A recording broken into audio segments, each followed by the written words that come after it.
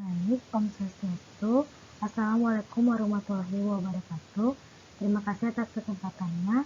Jadi pada pertemuan hari ini saya dan rekan saya akan bahas materi mengenai validitas dan reliabilitas. Sebelum itu izinkan saya memperkenalkan anggota kelompok saya, yaitu yang pertama IGD Putu Krisna Dharma Saputra dengan NIM 2011021014. Kemudian yang kedua yaitu dengan saya sendiri Nimari Mirayanti dengan NIM 2011021018. Jadi untuk materi kali ini yaitu validitas dan reliabilitas, kita akan bahas dua hal, yaitu yang pertama ada validitas dan yang kedua ada reliabilitas. Jadi sehubung dengan hal itu, validasi dapat dibagi menjadi beberapa bagian, yaitu yang pertama ada validitas isi, yaitu validitas isi dipandang dari segi isi alat ukur itu sendiri, berdasarkan materi yang disampaikan dalam pembelajaran dan diharapkan dikuasai oleh peserta didik. Karena itu, telaah yang mendalam dan berulang kali tentang apa yang diharapkan dan materi apa yang telah disampaikan merupakan hal yang sangat penting. Kemudian bagian yang kedua yaitu ada validitas empirik. Validitas empirik sama dengan validitas kriteria yang berarti bahwa validitas ditentukan berdasarkan kriteria, baik kriteria internal maupun kriteria eksternal. Validitas empiris diperoleh melalui hasil uji coba tes kepada responden yang setara dengan responden yang akan dievaluasi atau diteliti.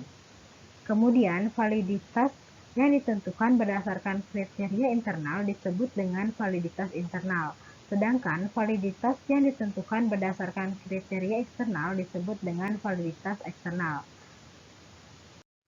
Kemudian yang ketiga ada validitas konstruk, yang mana konstruk merupakan konsep atau rekaan, konsep atau pemikiran cerdas tentang suatu objek, baik yang berhubungan dengan aspek-aspek kognitif, afektif, tentang suatu objektif maupun psikomotor yang disusun menurut pandangan seseorang.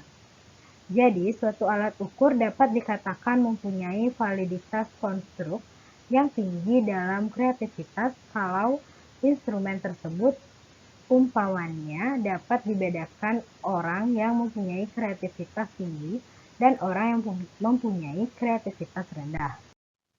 Kemudian yang keempat, ada validitas patokan.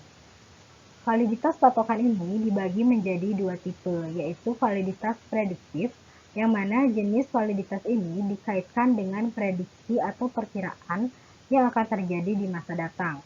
Kemudian, yang kedua yaitu validitas pengukuran serentak, yang mana validitas serempak merujuk kepada sesuaian tingkat laku atau bukti-bukti diri yang dimiliki seseorang dengan instrumen yang diberikan. Oleh karena validitas isi dari setiap instrumen harus diperhatikan, maka ada tahapan penyusunan instrumen, yang mana dibagi menjadi 8 tahapan, yaitu yang pertama, ada menyusun tujuan yang jelas, kemudian yang kedua, merumuskan spesifikasi yang terarah pada tujuan, yang ketiga yaitu membuat kisi-kisi atau blueprint, yang keempat yaitu menyusun instrumen, yang kelima yaitu mereview instrumen. Kemudian yang keenam yaitu uji coba instrumen, yang ketujuh analisis uji coba, dan yang kedelapan yaitu revisi atau penyempurnaan instrumen. Kemudian presentasi selanjutnya akan dilanjutkan oleh teman saya. Baik, di sini saya akan melanjutkan presentasi dari Mira, yaitu reliabilitas. Banyak ahli yang menjelaskan pengertian reliabilitas dalam Kumaidi pada tahun 2012, diantaranya adalah yang pertama, Wiersma pada tahun 1986 halaman 288 menyatakan reliabilitas adalah konsistensi dari suatu instrumen untuk mengukur suatu yang hendak diukur. Yang kedua, Gronlund pada tahun 1982 pada halaman 132 menyatakan bahwa reliabilitas adalah konsistensi skor instrumen, yaitu seberapa jauh konsistensi skor itu dari suatu pengukuran ke pengukuran lain. Berdasarkan kedua pendapat di atas, dapat disimpulkan reliabilitas adalah koefisien yang menunjukkan sejauh mana suatu instrumen atau alat pengukur dapat dipercaya. Artinya, apabila suatu instrumen digunakan berulang-ulang untuk mengukur suatu yang sama, maka hasilnya relatif stabil atau konsisten. Secara empiris, tinggi rendahnya reliabilitas ditunjukkan oleh suatu angka yang disebut dengan koefisien reliabilitas. Berdasarkan koefisien reliabilitas berkisaran antara 0 dengan 1, di mana semakin tinggi akan angka reliabilitas berarti semakin konsisten hasil pengukuran menurut Kumaidi pada tahun 2012. Cara menentukan reliabilitas. Ada beberapa cara yang dapat digunakan dalam menentukan reliabilitas alat ukur. Menurut Yusuf pada tahun 2015, cara-cara yang dapat dipakai adalah sebagai berikut. Yang pertama, metode belah dua atau split hull method. Dalam pelaksanaan, seorang penilai hanya melakukan ujian satu kali terhadap sejumlah peserta, sehingga tidak ada pengaruh atau bias dari instrumen terdahulu. Jumlah butir soal yang diberikan harus genap, sehingga dapat dibagi dua dan tiap kelompok mengenai jumlah butir yang sama. Untuk mencari reliabilitas keseluruhan instrumen dapat digunakan rumus Spearman-Brown. Berikut yang selanjutnya, yang pertama, product moment correlation, di mana contoh yang dapat kita pakai adalah data yang telah digunakan pada waktu menentukan validasi instrumen. Rumus sebagai berikut. Yang kedua, Rulon formula. Rulon adalah penemu rumus ini. Ia mengembangkan model sederhana dalam menentukan reliabilitas suatu instrumen dengan suatu asumsi bahwa reliabilitas itu merupakan proporsi atau variance yang sebenarnya dalam instrumen. Rumus yang digunakan sebagai berikut.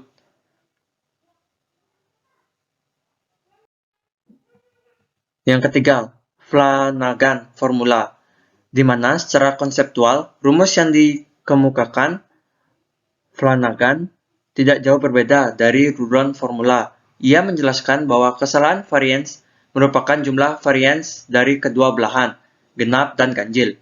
Dengan dasar itu, ia mengemukakan rumus sebagai berikut.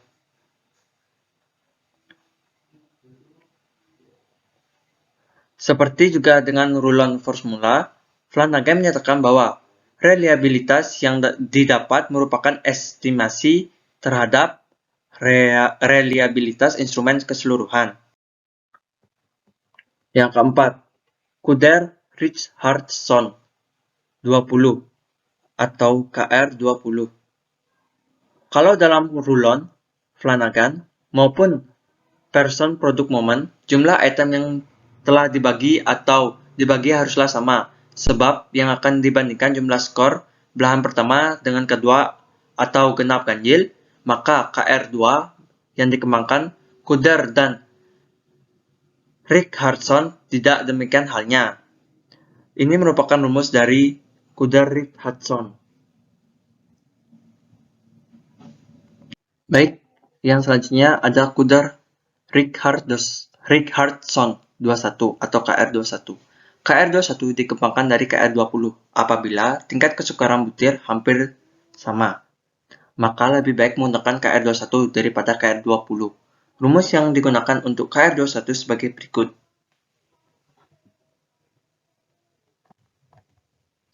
Yang keenam, metode Honti.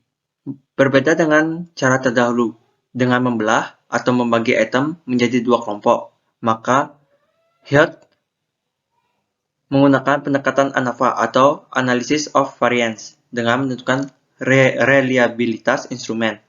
Pendekatan ini juga dikemukakan oleh Jackson dan Alexander. Rumus yang dikemukakan oleh Honti sebagai berikut. Dan yang terakhir, koefisien alfa. Rumus ini dikembangkan oleh Cronbach dan dapat digunakan untuk menentukan reliabilitas melalui konsistensi internal atau internal konsistensi suatu instrumen. Rumus dari koefisien alfa ini sebagai berikut.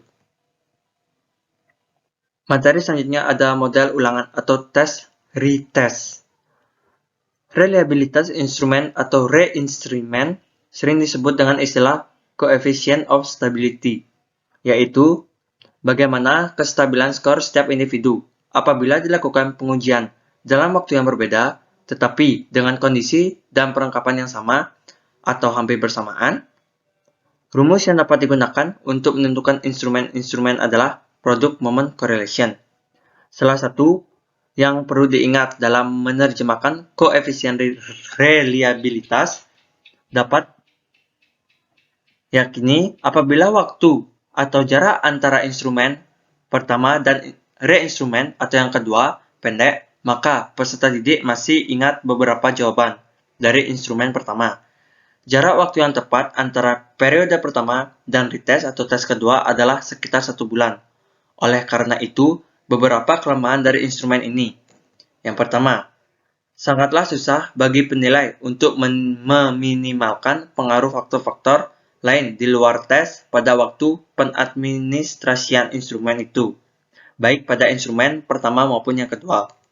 Yang kedua, susah bagi penilai untuk menghilangkan pengaruh faktor lain yang dapat mengubah penampilan pada instrumen kedua. Dan yang terakhir, peserta didik dapat mengingat tes atau jawaban terdahulu sehingga pada instrumen kedua hasilnya lebih baik. Yang ketiga, metode bentuk paralel.